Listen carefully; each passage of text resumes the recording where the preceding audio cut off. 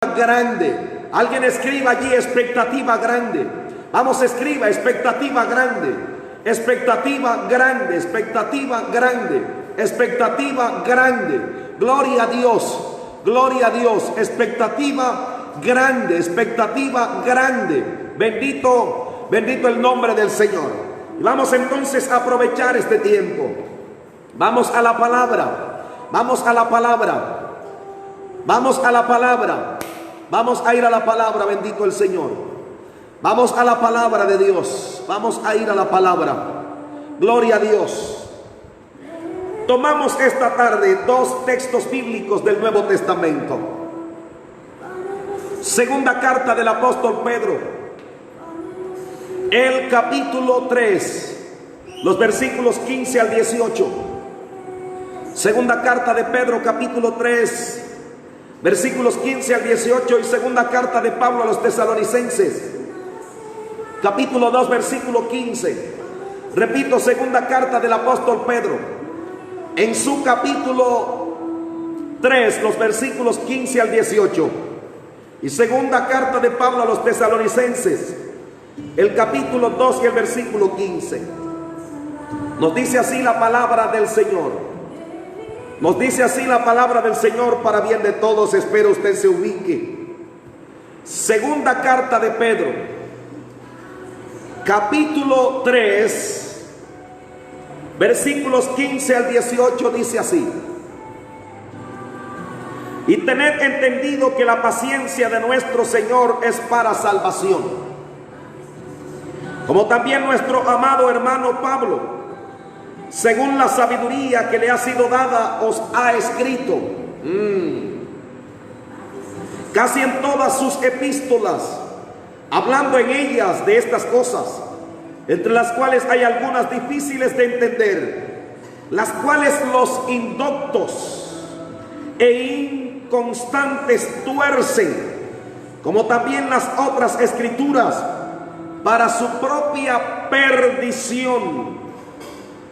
Así que vosotros, oh amados, sabiéndolo de antemano, guardaos, no sea que arrastrados por el error de los inicuos, caigáis de vuestra firmeza. Antes bien, creced en la gracia y el conocimiento de nuestro Señor y Salvador Jesucristo. A Él sea gloria, ahora y hasta el día de la eternidad. Amén. Y dice el apóstol Pablo, segunda carta a los tesalonicenses, el capítulo 2 y el versículo 15. Segunda Tesalonicenses, capítulo 2, versículo 15, dice así: así que, hermanos, estad firmes y retened la doctrina que habéis aprendido, sea por palabra o por carta nuestra. Bendito el nombre del Señor. Honramos al Padre en esta hora de la noche. Y entramos entonces en esta tercera sesión, en este tercer tiempo de impartición, y a mí me compete hablar acerca de la doctrina apostólica, la enseñanza de la iglesia primitiva, la enseñanza, el fundamento de los apóstoles, doctrina apostólica. Vamos a hablar en esta noche acerca de los sustitutos de la enseñanza o del fundamento apostólico, sustitutos del fundamento apostólico. Déjeme antes resaltar algunas cosas que anoche mencionamos y que son importantes para que el mensaje de hoy también sea entendido. Bendito el nombre del Señor. Y anoche decíamos que la doctrina de los apóstoles, entre sus propósitos, tiene el demostrar a Cristo como el Rey del reino, trayendo la voluntad del cielo a la tierra. Y esto lo sustentamos en el Evangelio según Mateo capítulo 6, versículos 9 y 10, donde el mismo Señor Jesucristo dijo: vosotros pues oraréis así: Padre nuestro que estás en los cielos, santificado sea tu nombre. Venga tu reino, hágase tu voluntad, como en el cielo, así también en la tierra. Y decíamos también que otro de los objetivos del fundamento apostólico es mostrar a Cristo como la cabeza de la iglesia. Y otro aspecto del fundamento apostólico es mostrar a la iglesia y sus funciones desde 5 perspectivas: la iglesia como un cuerpo, la iglesia como un edificio, la iglesia como una familia, la iglesia como una labranza de Dios, como un cultivo de Dios, donde hay labradores que para participar de los frutos deben trabajar primero. Y en quinto lugar, la iglesia como la novia que está siendo preparada, como la novia que está siendo ataviada para su encuentro con el Señor. Y decíamos anoche entonces que hay sustitutos de la doctrina apostólica, y que estos sustitutos de la enseñanza apostólica, la enseñanza bíblica, la enseñanza del evangelio del reino, están desde el primer siglo de la iglesia. Y si nos preguntáramos, amados hermanos, ¿de dónde surgieron los maestros de estas doctrinas o corrientes de pensamiento y de enseñanza, sustitutas del reino y sustitutas de la enseñanza apostólica? ¿De dónde salieron? La respuesta sorpresiva es que emergieron o salieron de la misma iglesia, y salieron porque fueron hombres que se desconectaron de su autoridad apostólica, se desconectaron de sus padres espirituales, y desconectándose de ellos perdieron todo contacto y dejaron de recibir de la fuente de la que inicialmente recibían, y salieron como ruedas sueltas. Y Pablo habla de ellos, y cuando Pablo habla de ellos termina diciendo: guardaos de los perros, guardaos de los malos hombres que tienen enseñanzas y enseñanzas de error para su propia perdición. Entonces, habiendo emergido de la iglesia, estos hombres saben mucho acerca de la verdad de Dios, y saben mucho acerca del funcionamiento, y saben mucho acerca del propósito de Dios con la iglesia, y saben mucho acerca de la función de la iglesia, y saben mucho acerca de la manifestación de los hijos de Dios, pero desconectados de su autoridad y desconectados del diseño de Dios. Todo maestro, todo profeta, cualquiera que sea su ministerio, corre peligro si te llegas a desconectar de tu fuente, y te llegas a desconectar de la cobertura y de tu autoridad, y te llegas a desconectar de una paternidad. Entonces corres el riesgo de caer en errores, porque necesitamos estar sujetos a autoridad, pues Dios es un Dios de autoridad. La autoridad primaria está en el cielo, y desde el cielo Dios rige sobre la tierra para establecer su gobierno entre los hombres. Entonces, primer gran consejo: nunca te desconectes de una autoridad, porque tu autoridad como hombre o mujer de Dios radica en estar sujeto o sujeta a una autoridad. Alabado el nombre de Dios. Tenemos entonces que el apóstol Pedro y el apóstol Pablo convergen. Estuvieron de acuerdo porque el Espíritu Santo estaba en los dos, y estando ya ancianos los dos, en tiempos distintos escribieron. Y cuando Pedro escribe, cita a Pablo, recurre a los escritos de Pablo, diciendo que Pablo también había hablado en muchas ocasiones, en muchas de sus cartas, acerca de lo que Pedro ahora estaba diciendo. Y es importante resaltar que los dos dicen esto dentro del contexto de la enseñanza de la venida de Cristo, dentro del contexto de la enseñanza de preparar a la iglesia para cuando el Señor vuelva por ella. Y hablando de esto, de preparar a la iglesia, ambos apóstoles, los dos, advierten acerca de las doctrinas de error, porque la iglesia primitiva y la enseñanza apostólica luchó contra esto. Lucharon contra diferentes corrientes de pensamiento y contra diferentes doctrinas de error y contra diferentes doctrinas de herejía. Pero a mí me llama la atención, bendito el Señor, que tanto el evangelio del reino como el mensaje del evangelio del reino no es que estén en amenaza, pero tienen constante acecho, porque es en el establecimiento del evangelio del reino que las vidas son transformadas. Por eso las tinieblas mismas se levantan contra este propósito de establecer el reino en los corazones y de predicar el evangelio del reino. Entonces quiero hablar de sustitutos en esta tarde, pero para hablar de sustitutos es necesario definir, escúcheme, lo que es un sustituto, lo que son sustitutos. Y el verbo sustituir, voy a dar por lo menos 3 definiciones en esta tarde. Sustituir es tomar el lugar de otro. Sustituir es tomar el lugar de. Pero sustituir también es reemplazar a algo o a alguien ante su ausencia. Reemplazar a algo o a alguien ante su ausencia. Y esto es lo que ocurre o lo que ha ocurrido con el mensaje del evangelio del reino de Dios y con la enseñanza o doctrina de los apóstoles. Quienes no tienen la revelación, quienes no tienen el fundamento, han sustituido el mensaje del evangelio del reino, lo han sustituido por religión y lo han sustituido por todos estos ismos que mencionaremos esta tarde. El sustituto del mensaje del reino es la religión.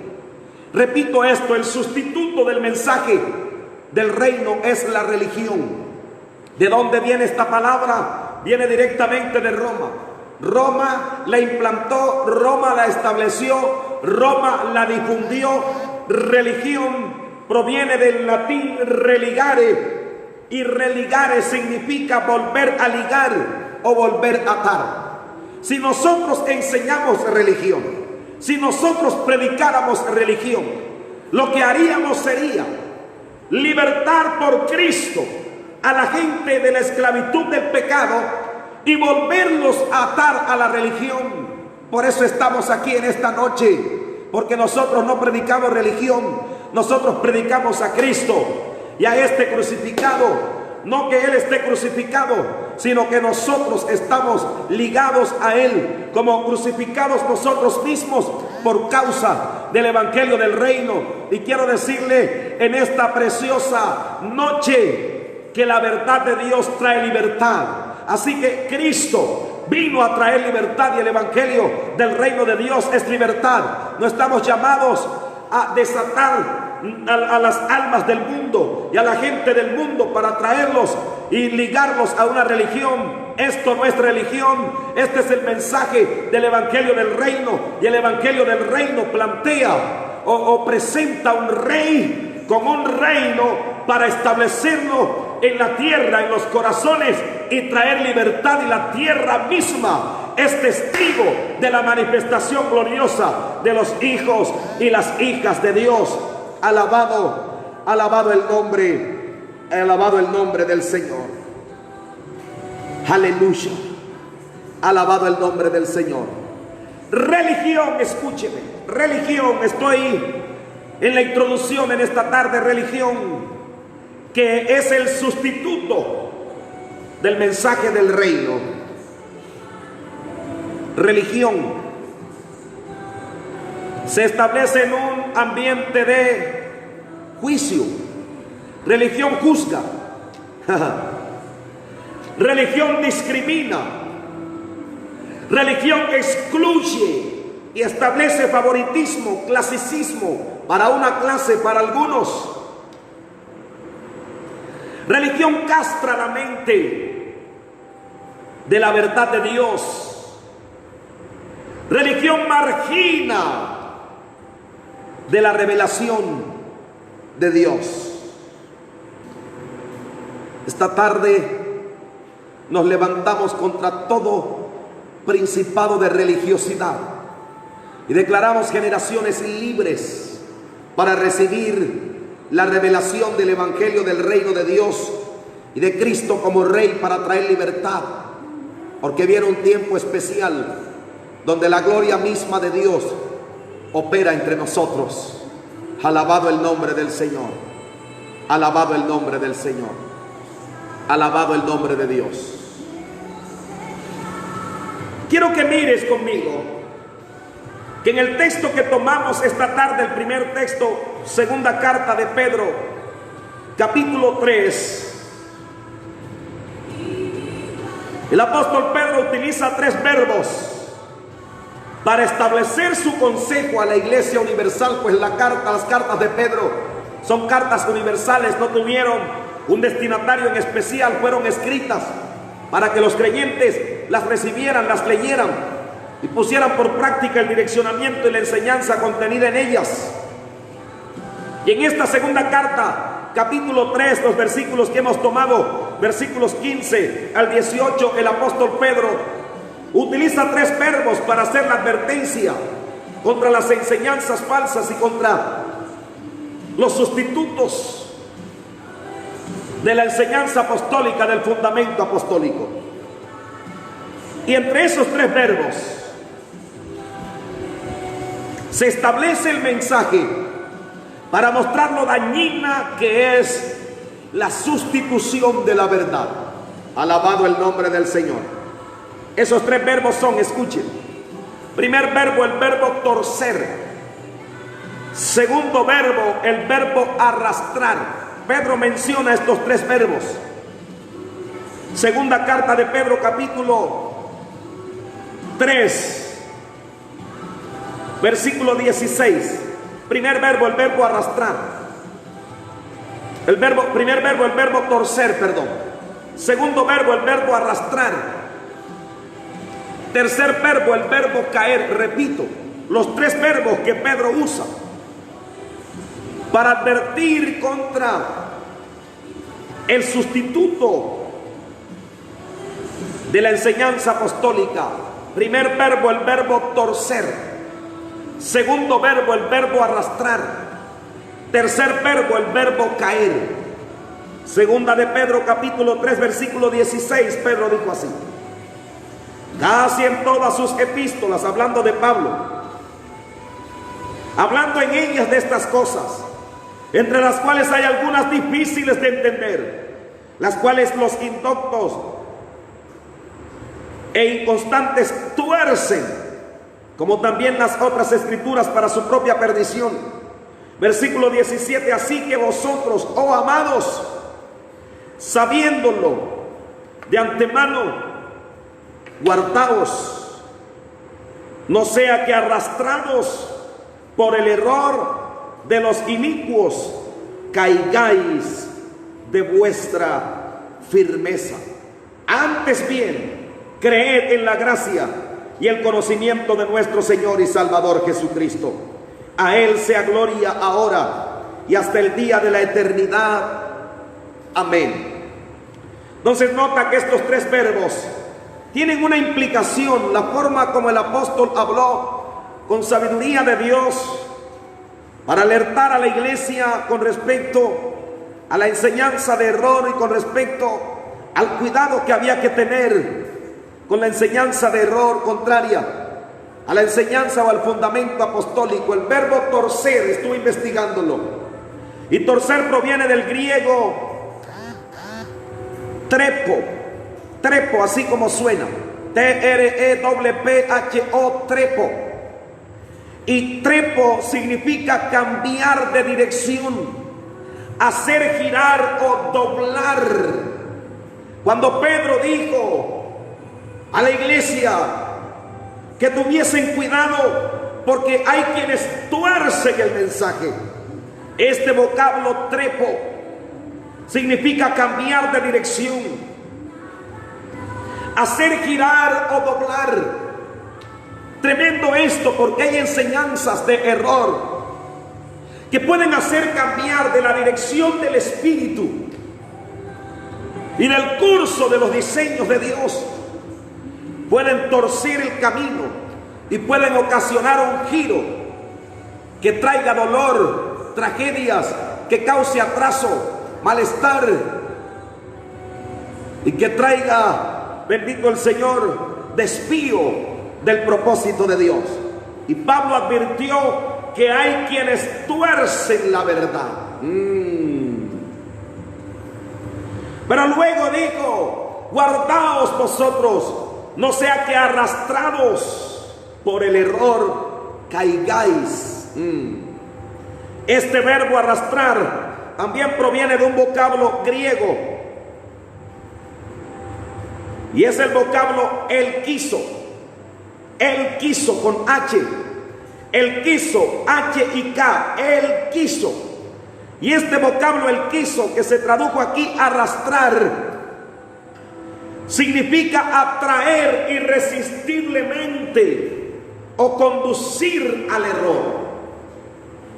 Y es importante resaltar esto porque la doctrina de error con lisonjas, y como es un espíritu, porque es un tema espiritual, puede arrastrar a cualquiera que no tenga el fundamento, arrastrarlo irresistiblemente hasta conducirlo al error. Y Pedro estaba advirtiendo esto: cuidado, no sea que seáis arrastrados. Muchos han sido trágicamente arrastrados. Ha habido en ellos un él quiso, fueron arrastrados o atraídos de forma irresistible, conducidos a dejar la enseñanza apostólica que trae luz, que establece fundamento y que es libertad, porque el reino de Dios es libertad. Pues Pablo escribió a los romanos diciendo: porque el Señor es el Espíritu, y donde está el Espíritu del Señor, allí hay libertad.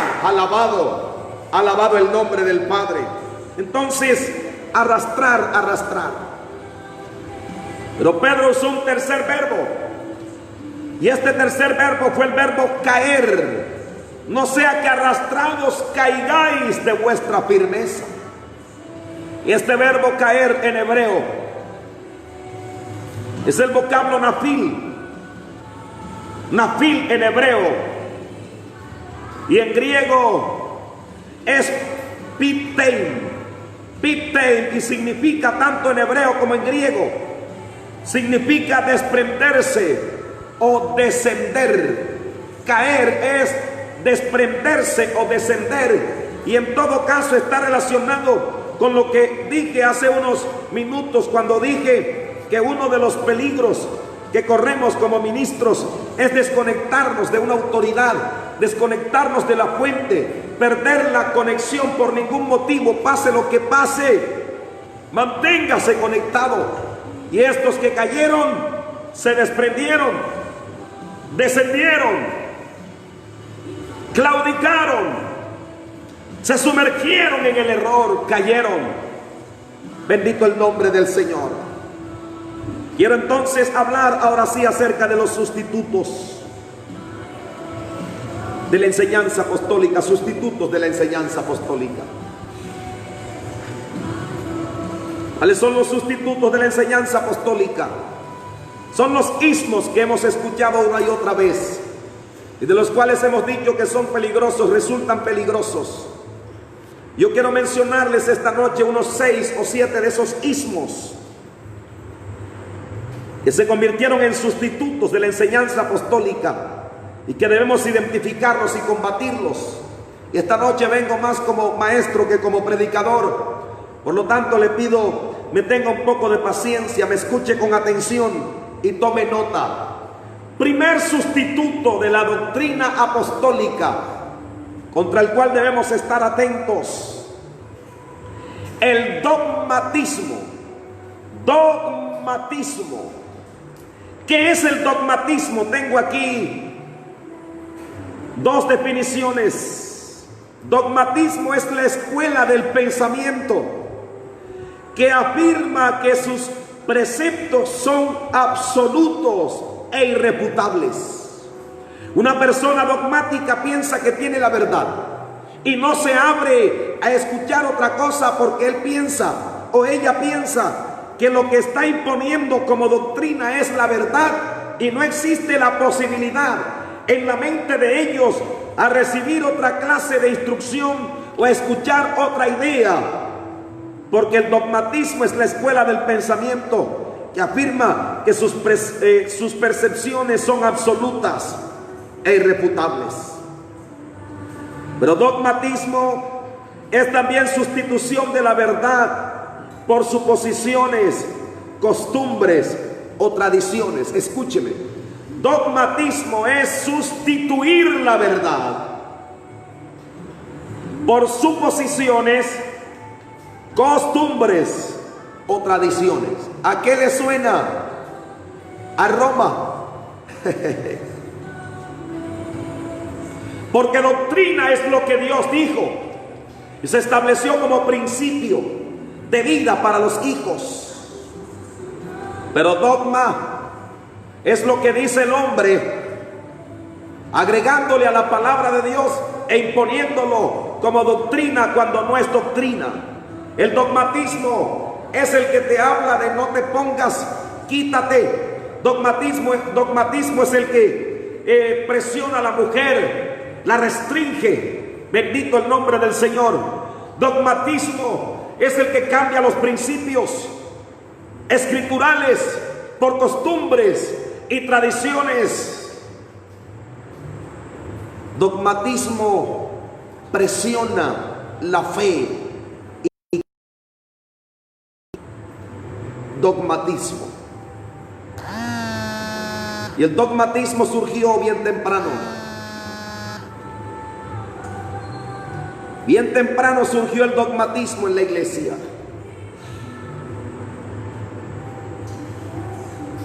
Juan fue uno de los hombres que tuvo que luchar con esto. Y en su lucha Juan, cuando finalmente salieron, dijo: salieron de entre nosotros porque no eran de nosotros, porque de nosotros habían permanecido con nosotros. Una de las cosas que Dios está haciendo en este tiempo con estas escuelas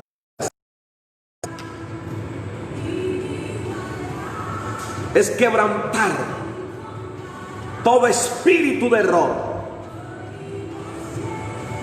Una de las cosas que Dios está haciendo con estas escuelas es abrir un espacio que el pueblo, la iglesia debe aprovechar. Los hijos de Dios, los hombres, mujeres de Dios deben aprovechar. Porque cuando salgamos de aquí, saldremos habilitados para volver a establecer el pensamiento de Dios a través de la doctrina apostólica. Pero hay un segundo sustituto del fundamento apostólico, de la enseñanza de los apóstoles, y ese segundo sustituto es humanismo. Humanismo. ¿Qué es el humanismo? Es poner al ser humano como el centro o la esencia de todo. Humanismo es la doctrina que pone al ser humano como el centro o la esencia de todo. Y es importante resaltar que los seres humanos somos importantes, pero no somos el centro, porque el centro es Cristo, y sin Cristo esta obra está incompleta. Entonces el humanismo es aquella doctrina. Anoche hablábamos a grandes rasgos acerca de esto y decíamos que el humanismo predica y dice: dentro de ti está todo lo que necesitas. El humanismo te dice: sé positivo.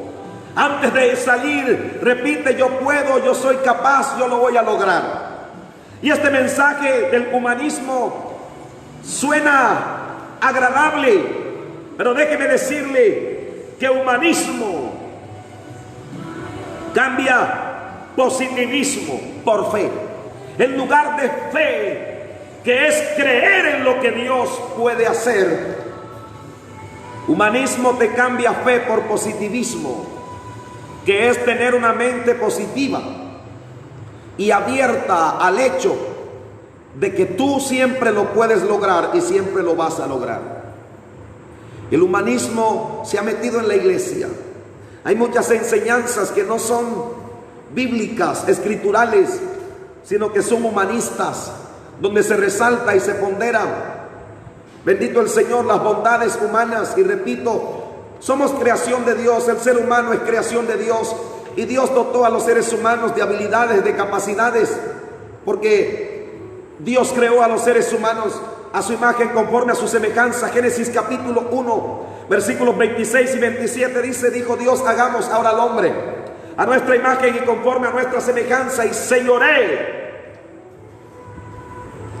Luego dice Génesis capítulo 1 versículo 27, creó pues el Señor al hombre, a imagen de Dios lo creó, varón y hembra lo creó.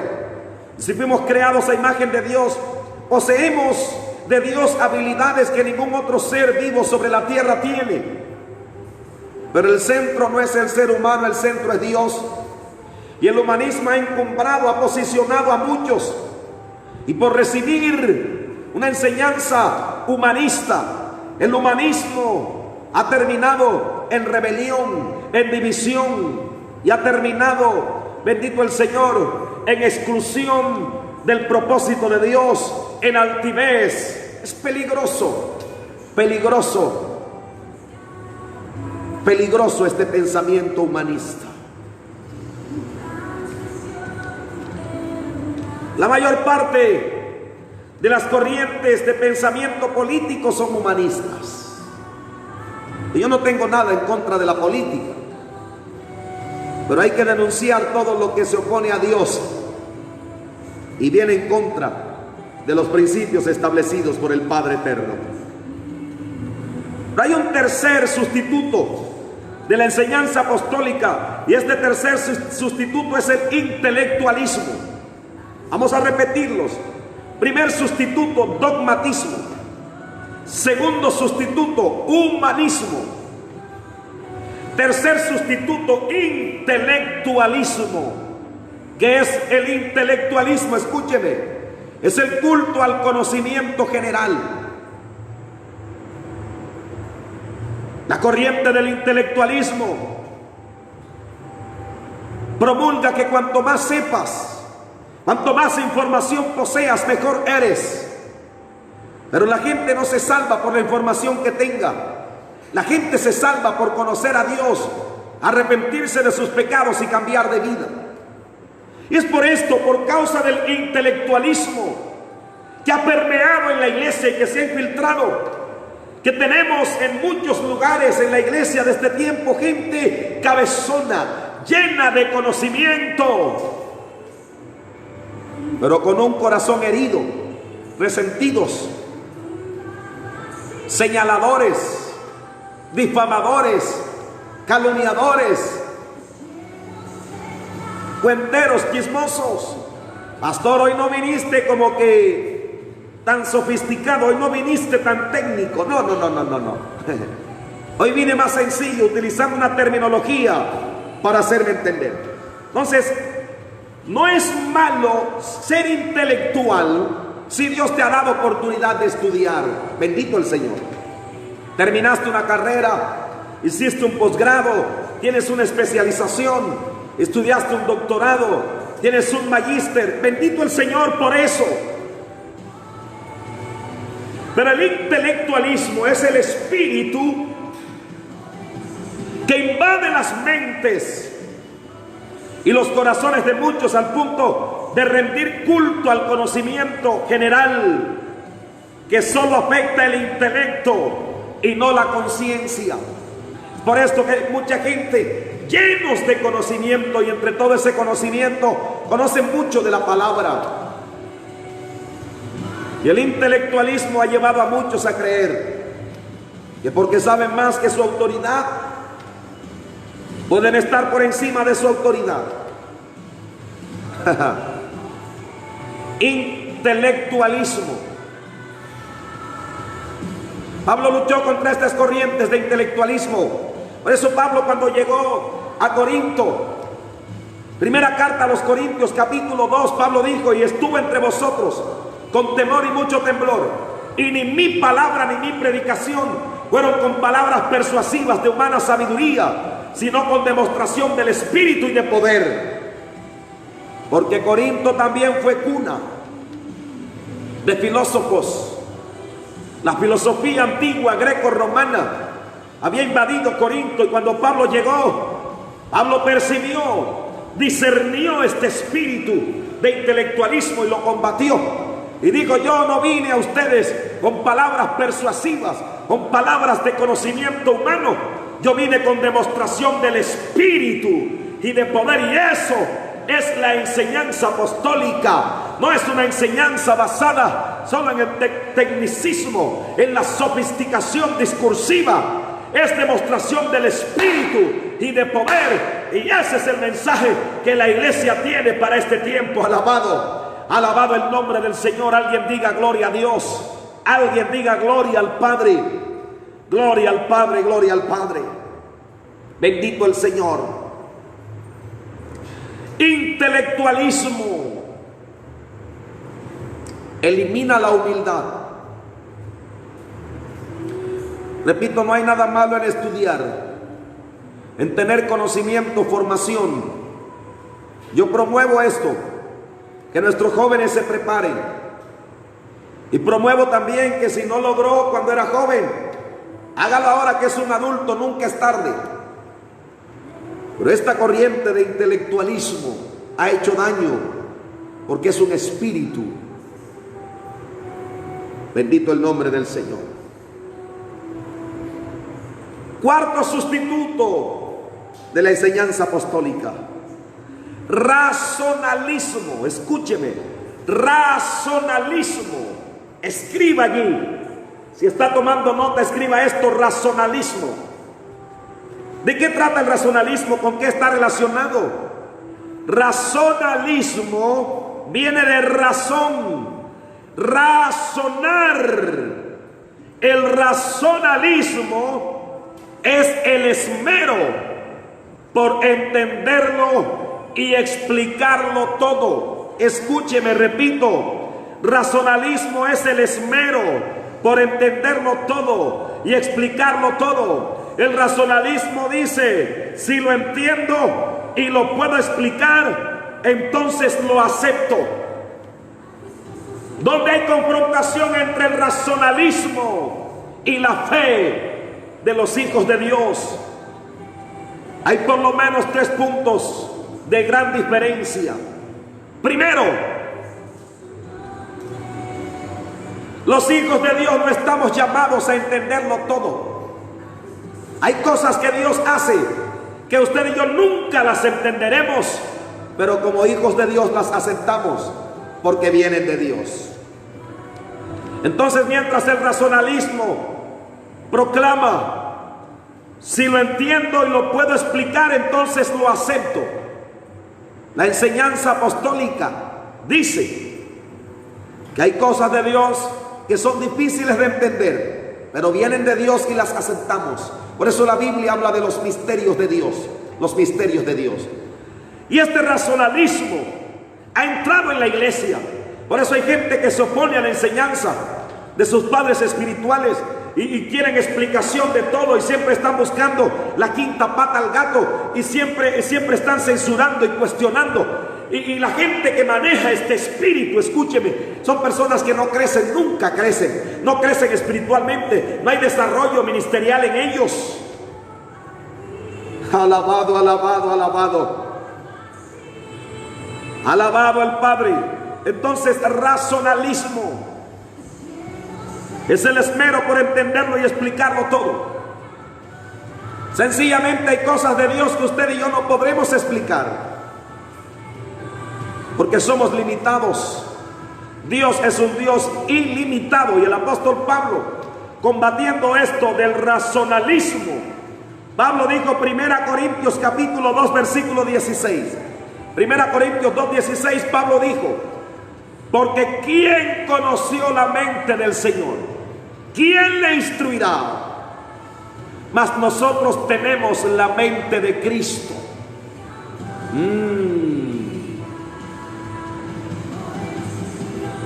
El razonalismo es el que produce comezón de oír, de saber. Y es a ese espíritu al que se refirió Pablo cuando le dijo a Timoteo: porque en los postreros días se amontonarán maestros conforme a sus propias concupiscencias, que teniendo comezón de oír, se desviarán de la verdad. Razonalismo. El razonalismo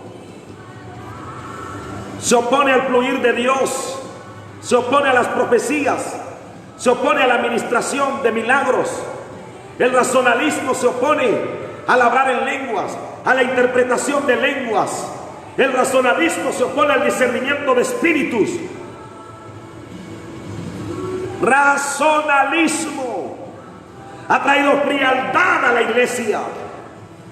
Padre, en el nombre de Jesucristo, esta tarde atamos, confrontamos y despojamos todo espíritu de racionalismo. Declaramos la libertad del espíritu sobre una iglesia poderosa, sobre una iglesia del espíritu, sobre la iglesia que cree y que levanta el estandarte de la enseñanza apostólica, la enseñanza, el fundamento de los apóstoles, en el nombre de Jesús. Alabado el nombre del Señor. Alabado Dios. Quinto sustituto de la enseñanza apostólica: sincretismo. Si está tomando nota allí, diga amén. Sincretismo. Y sincretismo es conjuntar o mezclar creencias de diversas líneas de pensamiento. Repito esto: el sincretismo es conjuntar o mezclar creencias de diversas líneas de pensamiento. Este espíritu es el que ha llevado a muchos a recibir en todas partes. Y en este tiempo hay personas que reciben de todos lados, van aquí, van allá, oyen de aquí, oyen de allá, reciben de aquí, reciben de allá. Y yo tengo visión de cuerpo, sí, pero también soy cuidadoso. Cuando usted recibe de muchas partes y no tiene una fuente con la cual tenga identidad,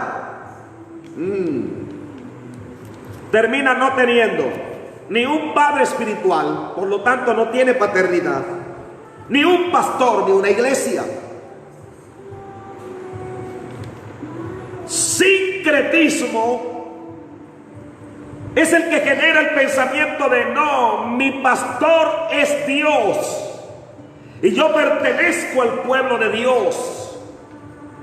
Sincretismo produce que la gente ande como rueda suelta. Qué bueno estas escuelas, porque estas escuelas engendran sujeción, reconocimiento y honra a la autoridad. Alguien diga gloria al Señor, gloria a Dios. Gloria al nombre del Señor. Gloria a Dios. El sincretismo ha hecho daño, porque como es la conjugación de diferentes conceptos, entonces la persona termina hablando de muchas cosas y de ninguna en especial. Contrario a esto, Pablo dijo, 1 Corintios capítulo 1 versículo 10, lo quiero leer textualmente, porque es el fundamento que contrarresta el sincretismo. 1 Corintios capítulo 1 versículo 10, Pablo dijo así. 1 Corintios capítulo 1 versículo 10, el apóstol Pablo dijo: os ruego pues, hermanos, por el nombre de nuestro Señor Jesucristo, que habléis todos una misma cosa, y que no haya entre vosotros divisiones, sino que estéis perfectamente unidos en una misma mente y en un mismo parecer. Este es el fundamento apostólico que quebranta y deshace el argumento del sincretismo, que proclama las mezclas, sabe de muchas cosas, pero no practica nada en especial. Sincretismo.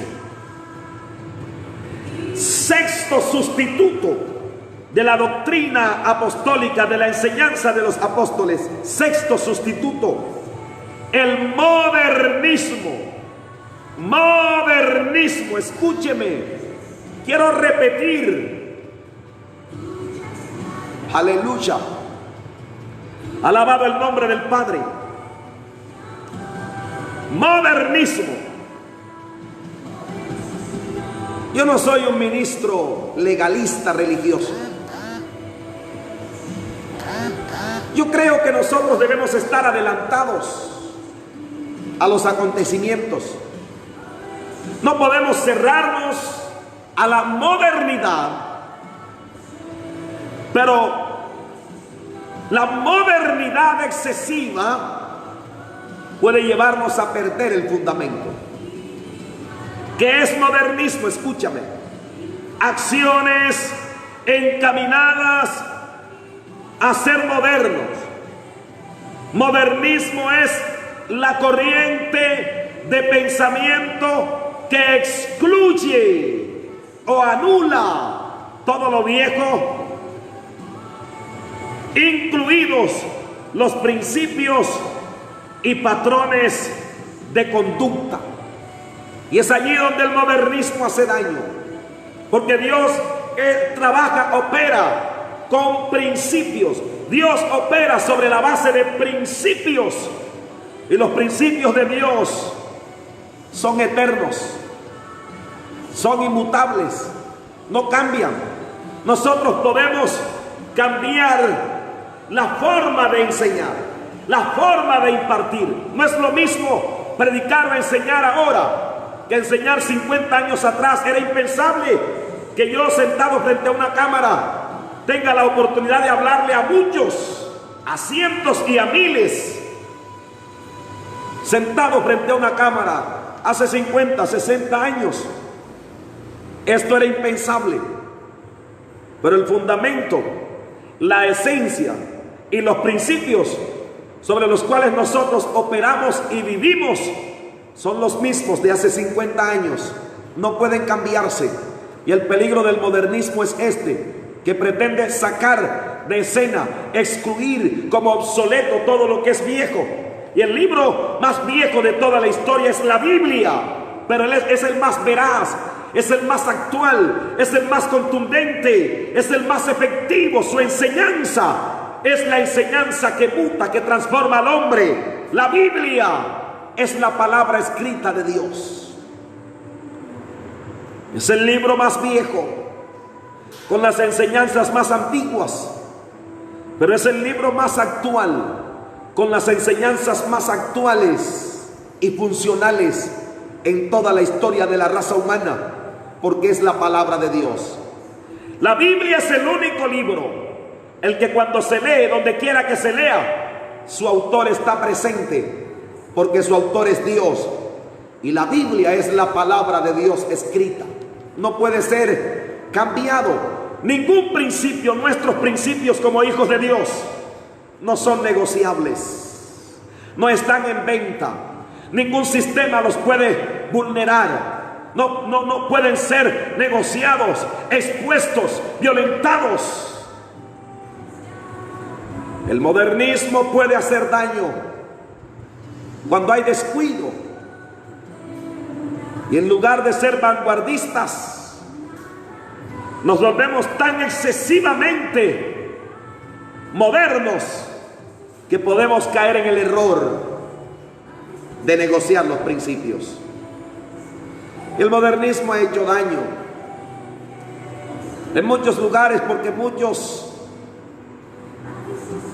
han cambiado formas, y cuando hablo de formas no hablo de cómo lo hacen, cómo hace su culto, cómo es su adoración, no.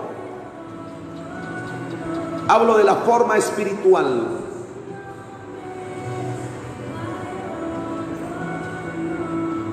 Hasta que todos llegasen a la medida de la estatura de la plenitud de Cristo.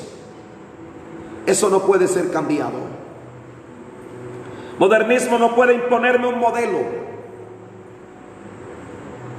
porque ya tengo uno. Y Cristo no es solo un modelo, Él es la esencia de lo que vivo y de lo que hago. Alabado el nombre del Señor. Y termino con esto en esta tarde, porque Pablo contrarrestó el modernismo en el tiempo de Timoteo, Y no había nadie más actualizado que Pablo en aquel tiempo, porque Pablo tenía un mensaje en cuyo mensaje Pablo podía hablar de todo. Y si usted observa, los escritos de Pablo fueron ricos porque sabía de tantas cosas. Por eso Pablo comparó la vida de fe con una carrera, la carrera de la fe. Habló del atleta, habló del soldado. Pero con respecto al modernismo, Pablo le dijo a Timoteo, 2 Timoteo capítulo 2, versículo 2, Pablo dijo: lo que oísteis de mí, esto encarga a hombres fieles que sean idóneos para enseñar también a otros. Nota que Pablo está diciéndole a Timoteo: no hay que cambiar los principios. Lo que tú oíste y viste de mí, esto es lo que vas a enseñar. Los mismos principios, la misma enseñanza apostólica que oíste y viste de mí, esto es lo que vas a encargar a hombres fieles para hacerlos idóneos para enseñar también a otros.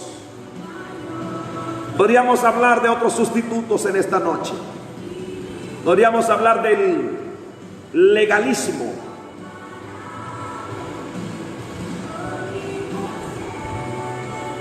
Que es vivir en un espíritu de ley, de acusación. Legalismo produce muerte espiritual. Todo el que enseña y vive el legalismo está espiritualmente muerto. Pero la enseñanza apostólica es vida, porque Cristo mismo y la vida de Cristo está contenido en ella. Alabado el nombre del Señor. Termino con esto. Señores, doctrina apostólica es el fundamento de vida para los hijos de Dios. Son los parámetros de conducta para vivir en los diseños del cielo estando en la tierra. No pueden ser cambiados, no pueden ser negociados. Imperios, religiones, ejércitos, pensadores se han querido levantar contra estos principios y contra la enseñanza apostólica, pero no han podido, porque siempre ha habido hombres y mujeres de Dios con el estandarte de la verdad en su espíritu y en su boca. Y yo sé que en esta tarde he hablado con esa generación, con esos hombres y mujeres de Dios. Oro por ti.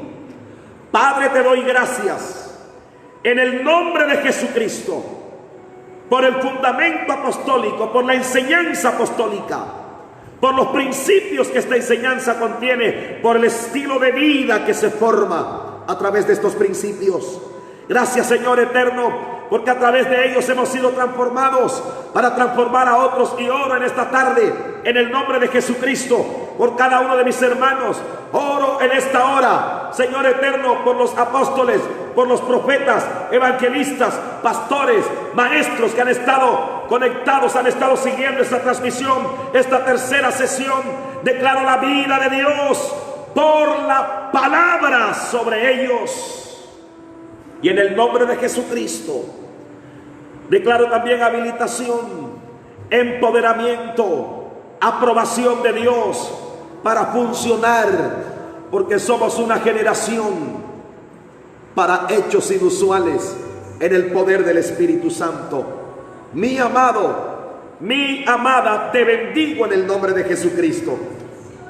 Ha sido para mí un honor estar con ustedes. No se desconecte, siga allí. Yo cierro e inmediatamente entra el apóstol Víctor Muriel, a quien bendigo, y es para mí un honor cederle a él el espacio. Y prepárese, porque viene una palabra poderosa. Tiene el tiempo de ir rápido por el vaso de agua, estirar los brazos, tomar libreta, bolígrafo y apuntar, porque Dios va a decodificar una palabra poderosa en esta cuarta sesión que viene a continuación. Les bendigo en el nombre de Jesucristo.